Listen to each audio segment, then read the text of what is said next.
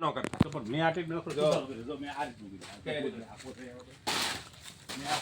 જો આ જે તમે કરો ને સુરેશભાઈ આ આનાથી એટલી લંબાઈ તો રહેવી જ જોવે એની પાછળ. હા પછી તમે કાપો ત્યાં સુધી નો કાપો. કોક એમ કે વેપારી એમ કે આમ કરો તો થાય નહીં વેપારી નો માનતા. આ જે તમે આ જે કરી ને, આ બહુ બેસ્ટ.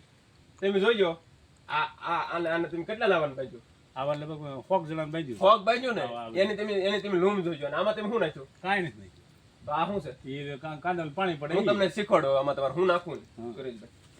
આ થેલી છે ને, આ થેલીમાં તમારે આની માટી બરોબર રાફડાની મળે તો બેસ્ટ. બાકી હા અને ગાયનું સાણ આવે ને જોરદાર છે. ગાયનું સાણ તમારે આમાં બાંધીને મૂકી જો બરોબર. તમને આ લૂમનો અલગ વિકાસ જોવા ન મળે તો તમે મને કહેજો. હું તમને એમ તો કહું છું આ એક ભાઈ એક વિડીયો પરથી મેં જોયું કોથળી બાંધતા હતા મેં બાંધ્યું જો ના બધે બાંધ્યું આ પારે બાંધી બાંધ્યું છે એનો તમે મને એક વખત વિકાસ કહેજો કે નહીં બેસ્ટ રિઝલ્ટ મળ્યું. તો એમ કે ને ગાયનું સાણ તો થોમ આપણે એટલે શાર ગાવું માટી ગાયનું સાણ અને એ રીતનું આમાં બાંધી દેવાનું. એ કોથળી લાવ સિંગ ભરતા કોથળી લાવીને આમાં વરે માથે રીંગું મારી દીધું. હા હા આ જે અંદરનું પાણી આવે કે ને હા એ પાણી જ છે અંદર અંદરનું પાણી જ છે બીજું આપણે કંઈ નાખ્યું નથી.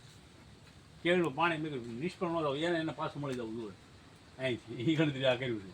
અને તમે જ્યારે રોપા સોંપો ને ત્યારે કેમ માનો કે તમે